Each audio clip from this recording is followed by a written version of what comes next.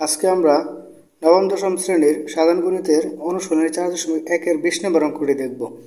তো এটি হচ্ছে একটি সমাধানের অঙ্ক, অর্থাৎ এখানে x এর মান আমাদের বের করতে হবে। তো এই সূচকের নিয়মের অঙ্ক হচ্ছে আমরা কিভাবে করব একটু দেখি। Two to the power x যা আছে আমরা তাই রাখবো, প্লাস উপরে হচ্ছে যেটা আছে এটা আমরা হচ্ছে গুণাকারে লিখবো, ঠিক আছে। টু টু দি পাওয়ার 1 এটা লিখবো, ইন্টু হচ্ছে two to the power minus x, আর এখানে প্লাস থাকলে এখানে প্লাস হতো। তো এইগুলো হচ্ছে 3 বা two to the power x plus হচ্ছে 2, উপরে 1 লেখার প্রয়োজন নেই, আর এটাকে আমরা লিখতে পারি 1 by two to the power x equal to হচ্ছে 3। উপরে যদি এখানে two to the power minus 2 থাকতো তাহলে হচ্ছে আমরা 1 বাই 2 স্কোয়ার লিখতে পারতাম, ঠিক আছে। অর্থাৎ ইনভার্স বা মাইনাস থাকলে এটা উপরে হচ্ছে 1 লিখতে হবে, আর যেটা হচ্ছে বৃত্তের উপরে পাওয়ার থাকবে সেটা হচ্ছে পজিটিভ হয়ে যাবে নিচে আসলে। আচ্ছা, তারপর হচ্ছে আমরা two to the power x যেটা আছে এটা সমাধান করার জন্য two to the power x যেটা সেটা হচ্ছে পি ধরবো, বা কিছু একটা আমরা ধরবো, পি কিউ ইত্যাদি।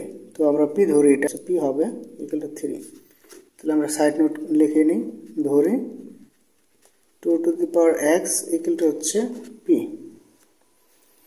বা পি প্লাস এই টুটা হচ্ছে এখানে চলে যাবে ইকুয়াল 3।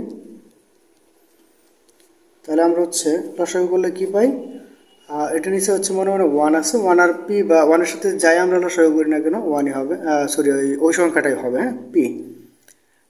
পি আর পি গুণ করলে হচ্ছে পি স্কোয়ার প্লাস হচ্ছে 2 ইকুয়াল হচ্ছে 3।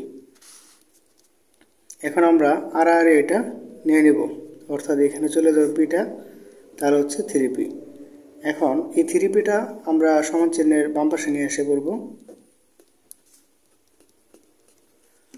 তো এখানে হচ্ছে আমরা উৎপাদক বিশ্লেষণ করলে পাই, উৎপাদকের নিয়মটা কি, এখানে দেখতে হবে এই চলকের সাথে সহগ কত আছে 1, আর শেষে ধ্রুবপদ কোনটা হচ্ছে 2, অর্থাৎ 2 কে 2, 2 কে যদি আমরা উৎপাদকের বিশ্লেষণ কি বলে ভাঙি তাহলে হচ্ছে 2 কে 2 পাই, অর্থাৎ 2 আর 1 মিলে হচ্ছে কত হবে 3 হবে, অর্থাৎ 2p মাইনাস হচ্ছে p প্লাস 2 ইকুয়াল টু 0, বা এখান থেকে কমন যাবে p minus 2 minus 1 p minus 2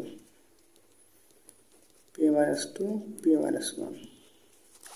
তাহলে আমরা লিখতে পারি p মাইনাস 2 ইকুয়াল টু হচ্ছে 0, অথবা p মাইনাস 1 ইকুয়াল টু 0। তাহলে আমরা লিখতে পারি p ইকুয়াল টু 2, p এর আমরা এখানে two to the power x equal to p ধরছিলাম, তো এখানে হচ্ছে p ইকুয়াল টু যা ছিল সেটা আমরা বসাই দেব, two to the power x 2, আর 2 এর হচ্ছে 1 মনে মনে আছে, বা আমরা দিতেও পারি, সমস্যা নেই। তাহলে দুই পাশের সমান চিহ্নের 2 2 কাটা যাবে, x ইকুয়াল টু হচ্ছে 1। এখানেও আমরা একই সিস্টেম, p এর মান হচ্ছে two to the power x বসিয়ে দেব, আর এখানে হচ্ছে 1 আছে, তার মানে এটা হচ্ছে যে কোনো কিছুর উপর আমরা 0 লিখতে পারি। তো আমরা হচ্ছে 2 এর উপরে 0 লিখব, কেন, যেহেতু সমান চিহ্নের বাম পাশে 2 আছে তার জন্য আমরা এই পাশেও 2 লিখব। তো ভিত্তি দুটো কাটা যাবে, x ইকুয়াল থাকবে হচ্ছে 0, অর্থাৎ আমাদের আনসার হচ্ছে x ইকুয়াল টু 1 অথবা 0।